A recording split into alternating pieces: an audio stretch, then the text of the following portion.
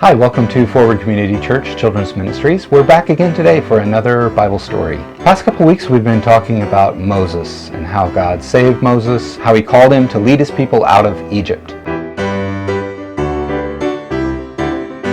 God had to send 10 plagues on Egypt, and finally the last plague, God killed all the firstborn sons of Egypt, and Pharaoh finally had to just let him go. Israel left, and they're so happy. They took everything they owned, carried it, and they were free. They run away from Egypt and they're headed out, and Pharaoh changes his mind. He doesn't want to let these people go after all. He wants to keep his slaves. Pharaoh gathers his army together and he pursues after the Israelites. And he finally catches up to them in what works out to be a pretty bad spot for the Israelites. They're basically trapped between the sea, the Red Sea, and some cliffs. They can't get away from the Egyptian army quickly. The Israelites cried out to God, and they cried out to Moses. They're afraid they're going to die. Moses cries out to God and said, God, what are we going to do? You brought us out to the wilderness and we're going to die here. Couldn't we have just died in Egypt? God kept them safe because he had been leading them by a cloud and a pillar of fire, and he moved to the back of them now instead of the front to block the Egyptians from being able to get to them.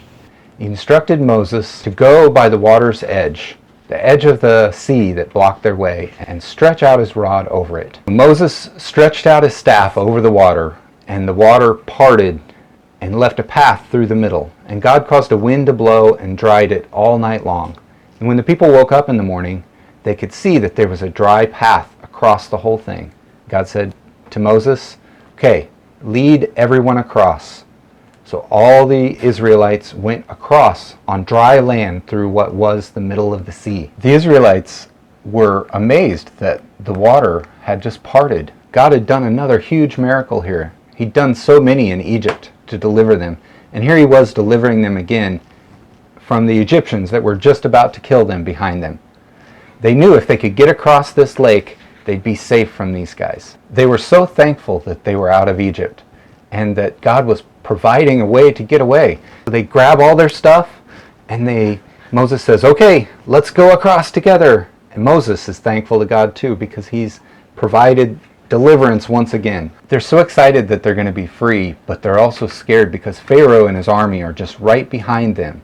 The only thing that separates them from destruction is God standing there in a pillar of fire, blocking the path of the Egyptians. From the time they left Egypt, God was guiding the children of Israel with a pillar of cloud in the daytime so that they could see it. It led them in the direction they were supposed to go. And it was a pillar of fire at night, which provided light for them. They could see it and follow it if they were supposed to move. If it stopped, they stopped. If it went, they went. And right now, that pillar of fire and cloud is between them and the army. And it's giving darkness to the Egyptians. They can't see what they're supposed to do. It's giving light to the Israelites. They hurry across the Red Sea, all 2 to 3 million of them. And they get all the way across and they're on dry land on the other side. All of the children of Israel are now safe on the other side.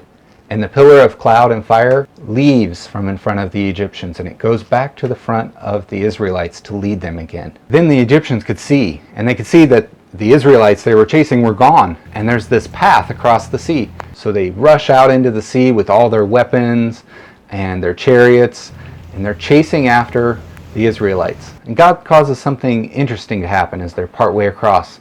Suddenly, everything starts breaking. The wheels fall off the chariots, their feet start getting stuck in the mud. Where the Israelites went across on dry ground, that didn't happen to the Egyptian. The Israelites were all on the far side, and the Egyptians are in the middle chasing after them, and they're going to catch up with them again. And God speaks to Moses and he says, stretch out your rod over the ocean again. So Moses stands at the far edge and he stretches his rod over the Red Sea. And then the waters aren't standing up in walls on either side anymore. They come crashing back like 2 tsunamis from both sides, and they just crush the Egyptian army and drown them. And the Bible says that the Israelites saw them no more. The Egyptians didn't chase after them, try to catch them. Finally, Pharaoh had to just let them go. The Israelites then sang a song to God, a song of praise and thankfulness. They recognized that God had delivered them out of so many things miraculously. They couldn't have done it themselves, and they just worshiped him there. Then they journeyed on, and it wasn't very far into their journey till things kind of started to change again. They were so thankful by the edge of the Red Sea, but they got out there a little ways, and it takes a lot of food and a lot of water to feed and water 2 to 3 million people. And they started getting hungry. They've just seen God deliver them from so many things in Egypt, and they forget it really quickly. And they start complaining. They start saying to Moses, "Did you bring us out here to kill us with hunger? Are we going to starve to death out here in the desert? What were you thinking?" God speaks to Moses and he says, "I'm going to cause something to happen. In the morning when you wake up, go look around outside." And in the morning there were these little balls of something all over the ground. It says they were about the size of a coriander seed. The people could gather them up and they could make bread out of them. It says it was sweet like honey bread. And it provided all the nutrition they needed. They could live on just that. And they called it manna. It was bread from heaven every morning. God gave some special instructions with this bread, though. He said that they were only supposed to gather enough for one day. Well, some of the people, the very first day, disobeyed that. They gathered a lot of it. They ate till they were full, and then the next day they had some left over. By the next morning, it was rotting and stinking, and there were worms in it. They didn't listen to God on that. But God gave them another special instruction. He said, 6 days you're supposed to work. 6 days, gather 1 day worth. But on the 6th day, I want you to gather 2 days worth. Don't gather on the 7th day. So they did that, and on the 7th day, the bread did not rot. It was good. And that day they were supposed to rest and only worship God on that day, the Sabbath. So you remember they're in the desert. And whenever we think of a desert, we think of one characteristic, not very much water. They ran into this problem a lot. Like I said, there's 2 to 3 million of them, and that takes a lot of water, especially with all their animals. God provided water for the people miraculously many times. One time he had Moses strike a rock where there was no water, and water came gushing out and was able to satisfy all the people. God didn't let his people die of thirst while they were there, and he continued to provide manna every single day except for the Sabbath.